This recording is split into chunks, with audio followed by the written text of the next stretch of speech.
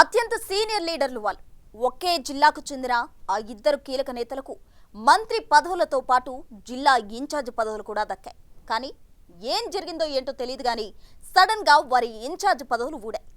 దీనికి కారణాలేంటన్న దానిపై అధిష్టానం క్లారిటీ ఇవ్వలేదు. నేతలు నోరు మెదపడం లేదు. ఇంతకీ వారి తొలగింపు వెనుకున్న రీజన్స్ ఏంటి? ఎవరా ఇద్దరు సీనియర్ నేతలు? తెలంగాణలో కాంగ్రెస్ ప్రభుత్వం అధికారంలోకి వచ్చిన తర్వాత పాలనా విధానంలో చాలా మార్పులు తీసుకొచ్చింది. అందులో ఒకటి జిల్లాలకు ఇన్ఛార్జ్ మంత్రులు నియమించడం. మొత్తం 10 ఉమ్మడి జిల్లాలకు 10 మంది మంత్రులకు ఇన్ఛార్జ్ మంత్రిగా బాధ్యతలను సీఎం రేవంత్ రెడ్డి అప్పగించారు. లేటెస్ట్ గా 3 మంత్రులు కేబినెట్ లోకి రావడంతో పాత వారిలో 3 మంత్రులకు ఇన్ఛార్జ్ బాధ్యతల నుంచి పక్కన పెట్టారు. ఉత్తమ్ కుమార్ రెడ్డి, కోమటిరెడ్డి వెంకటరెడ్డి, కొండా సురేఖను ఏ జిల్లాకు ఇన్ఛార్జిగా నియమించలేదు. ఇదే ఇప్పుడు అనేక అనుమానాలకు, రాజకీయాల్లో సరికొత్త చర్చకు తెరలేపింది.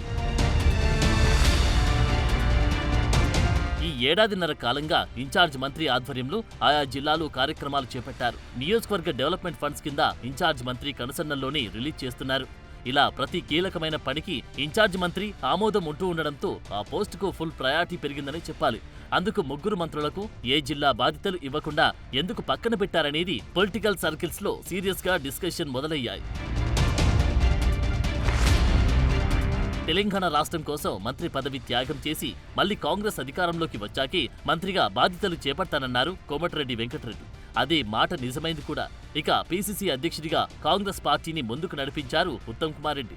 ఆ తర్వాత రేవంత్ రెడ్డికి పీసీసీ బాధ్యతలు అప్పగించారు. ఒక దశలో ఉత్తమ్ కుమార్ రెడ్డి, కోమటిరెడ్డి వెంకటరెడ్డి ముఖ్యమంత్రి స్థానానికి పోటీ పడిన వ్యక్తులు. సీఎం రేవంత్ రెడ్డి కేబినెట్ లో కీలక శాఖలో మంత్రులుగా కొనసాగుతున్నారు ఈ ఇద్దరు నేతలు. కరీంనగర్ ఇన్ఛార్జ్ మంత్రిగా ఉత్తమ్, ఖమ్మం జిల్లా ఇన్ఛార్జిగా కోమటిరెడ్డి కొనసాగుతూ వచ్చారు. మొదటి నుంచి కాంగ్రెస్ పార్టీకి వీర విధేయులుగా ఉన్న వీరిని ఇన్ఛార్జ్ మంత్రులుగా నియమించడం అదనపు గౌరవం లాంటిది. కానీ ఒక్కసారిగా ఇద్దరు ఇన్ఛార్జీలను తొలగించడం అందరినీ ఆశ్చర్యపరిచింది.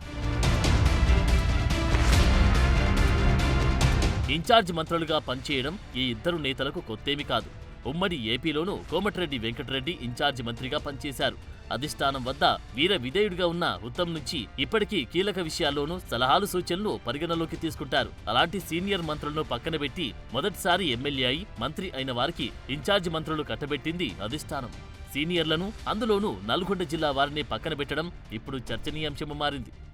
అసలు ఈ ఇద్దరిని పక్కన పెట్టడానికి కారణమేంటనేది ఇప్పుడు మిస్టరీగా మారింది. ఈ అంశంపై అటు అధిష్టానం, ఇటు మంత్రులు ఎవ్వరూ స్పందించలేదు. చాలా వరకు పని ఒత్తిడి కారణంగా పక్కన పెట్టారని చర్చ కొనసాగుతుంది. కానీ అందులో వాస్తవం లేదని తెలుస్తోంది. నిజంగా పని ఒత్తిడి కారణమైతే ఇప్పటి వరకు మంత్రులు ఎప్పుడూ బయట చెప్పేవారు. కానీ ఎందుకు తొలగించారో వారికి కూడా తెలియని పరిస్థితి అని టాక్ వినిపిస్తోంది.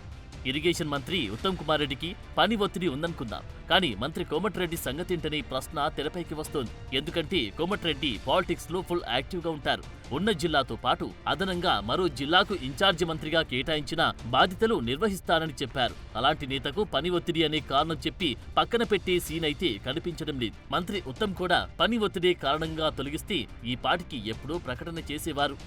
కారణం ఏదైనా వారిని తొలగించడంతో ఈ ఇద్దరు సీనియర్ నేతలు పైకి మాట్లాడకున్నా లోపల మాత్రం రగిలిపోతున్నారని తెలుస్తోంది. మరి అధిష్టానం దీనిపై ఏమైనా ప్రకటన చేస్తుందా, లేక వీరే ఎక్కడైనా బ్లాస్ట్ అవుతారా అనేది చూడాలి.